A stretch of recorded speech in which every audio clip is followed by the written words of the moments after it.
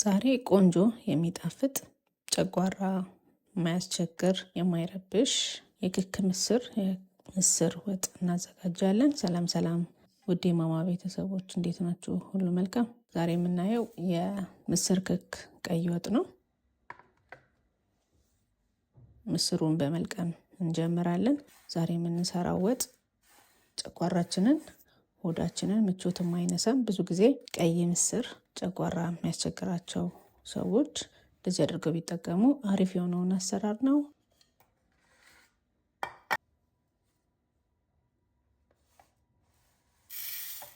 ምስሩን በመጀመሪያ በደንብ እንለቅመውና ለብ ባለ ውሃ ላይ እንዘፈዝፈዋለን። እንደዚህ በደንብ አዋህደን ከ20 እስከ 30 ደቂቃ ለሚሆን ዘፍዝፈን እናቆየዋለን።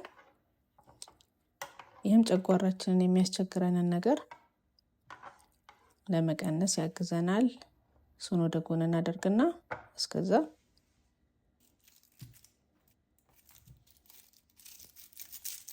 ሽንኩርታችንን ማዘጋጀት እንጀምራለን።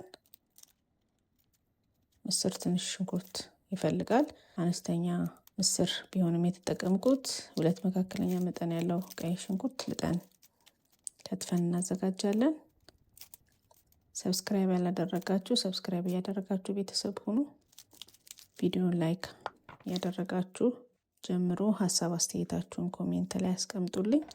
እንደዚህ ልጬ አጥቤ ያመጣሁትን ደቀቅ አድርጌ እከትፈዋለሁ።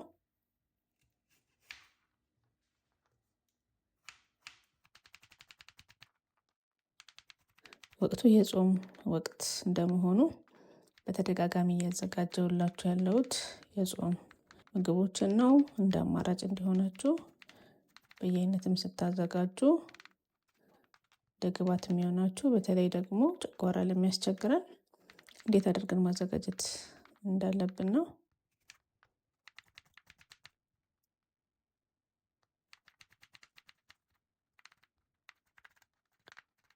ሁላችሁም እንድትሞክሩ ተጋብዛችኋለሁ።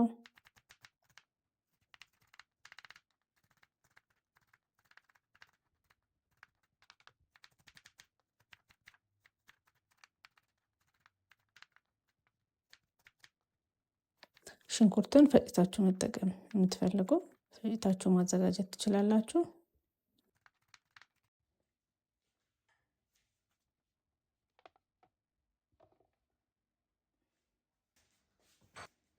ሽንኩርቱን በማብሰል ነው የምንጀምረው። ምንም ውሃ ሳናደርግበት የራሱን ውሃ እንዲመጥ አድርገን እናበስለዋለን።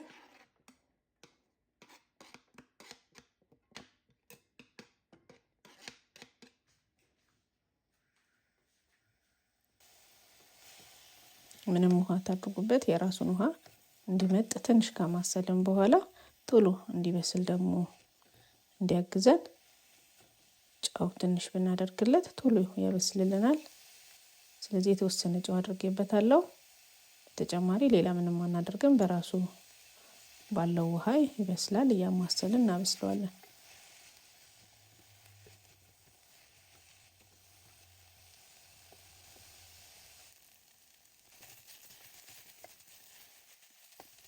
እንደዚህ እየበሰለ ውሃውንም እየጨረሰ ሲሄድ ዘይት እናደርጋለን። የምታደርጉት ዘይት እንደምታዘጋጁት የወጥ መጠን ይለያያል። እንዲህ ግን እያማሰልን መገመት እንችላለን። እሱን አድርገን ማቁላላት እንጀምራለን፣ ማብሰል እንጀምራለን ማለት ነው። እንደዚህ ሽንኩርቱ ጥብስ ብሎ ሲበስልልን በርበሬ እናደርጋለን። በመጀመሪያ 1 የሾርባ ማንኪያ በርበሬ ያደረኩበት። ትንሽ አማስዬ ካየሁት በኋላ ግን የተወሰነ 1 ግማሽ የሚሆን በርበሬ ጨምሬበታለሁ።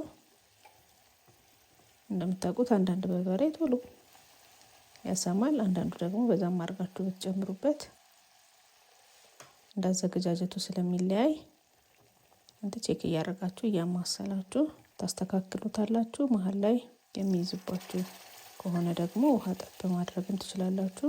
ካልሆነ ግን ውሃ ሳታደርጉ እያማሰላችሁ ማብሰል ነው። የተጠቀምኩት ውሃ ለብ ያለ ውሃ ነው። እሱን ነው ጠብ እያደረጋችሁ የምትጠቀሙት። በመቀጠል የማቁላያ ቅመም እናደርግበታለን። ቅመም ስትጠቀሙ አታብዙ። የቅመሙ ጣዕም ወጡ ላይ መሰማት የለበትም። የራሱን ተፈጥሯዊ የሚያጎላ ነው መሆን ያለበት። ስለዚህ አታብዙ።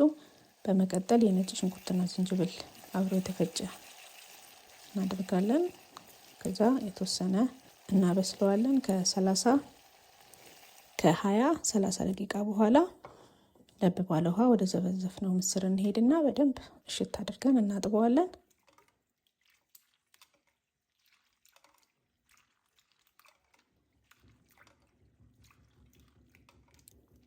በደንብ እሽት አድርጋችሁ ስታጥቡት አረፋው እስኪወጣ ድረስ ንጽት ያለ ውሃ እስኪያገኝ ድረስ ውሃ እያቀያየርን በደንብ ማጠብ።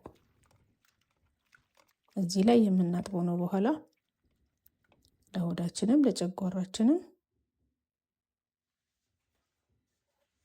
የማይመች የሚሆነው። ስለዚህ እንደዚህ ውሃው ጥርት እስኪል ድረስ በደንብ እየደጋገማችሁ ጠቡት። በመቀጠል ወደ አዘጋጀነው ቁሌት ነው የምንጨምረው።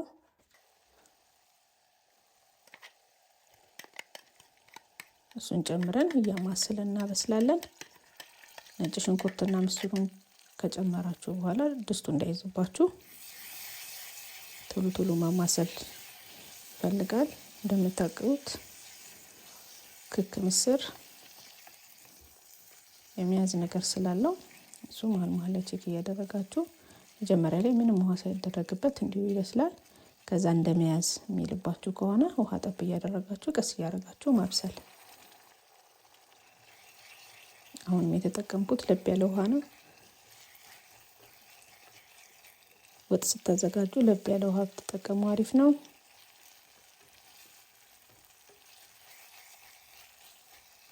እያማሰልን እያበሰልን እንቀጥላለን። እንደምታዩት እንደዚህ የተወሰነ ግማሽ ያህል ከበሰለ በኋላ ውሃ ነው የምንከልስበት። ውሃውም እንዳይበዛብን እንደምትጠቀሙት የምስር መጠን ስለሚለያይ ያማሰላችሁ ግምቱን እየወሰዳችሁ መከለስ ነው። ወጡ ከተንተከተከ በኋላ እየወፈረ ይሄዳል። እሱን ግምት ውስጥ ታስገባላችሁ። በመቀጠል ኮረሪማ ትንሽ አድርጌበታለሁ። ከዛ መከለሻ፣ በተጨማሪ ደግሞ ጨው አድርጌበታለሁ። ቅድምም የጨመርነው ሽንኩርቱን ያበሰልንበት ጨው ስላለ እዚህ ጋር የጨው መጠናችሁን ቼክ ማድረግ ነው። ከዛ ማስሉ ትክትክ ውፍር እስኪል ድረስ አረፋውም ክትት እስኪል ድረስ እናንተ ከትከዋለን። እንደዚህ ቆንጆ ሆኖ በስሎልናል። እዚህ ጋር ቼክ አድርጋችሁ የሚስተካከለውን የጨው መጠኑንም ቼክ ማድረግ ነው። ስለዚህ አሁን ደርሷል።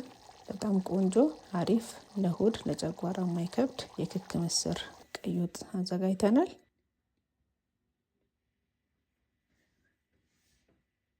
እንደምታዩት በጣም የሚያልቀጠነ በጣም ያልወፈረ የሚጣፍጥ ምቾት የሚሰጥ ወጥን ያዘጋጀ ነው። እናንተ ያላችሁን ሀሳብ ኮሜንት ላይ አስቀምጡልኝ። ለዛሬ የነበረኝ ቪዲዮ ይሄ ነው። በቀጣዩ በሌላ ቪዲዮ እንገናኛለን። ላይክ፣ ሰብስክራይብ ማድረግ አትርሱ። ወዳችኋለሁ። ቻው ቻው።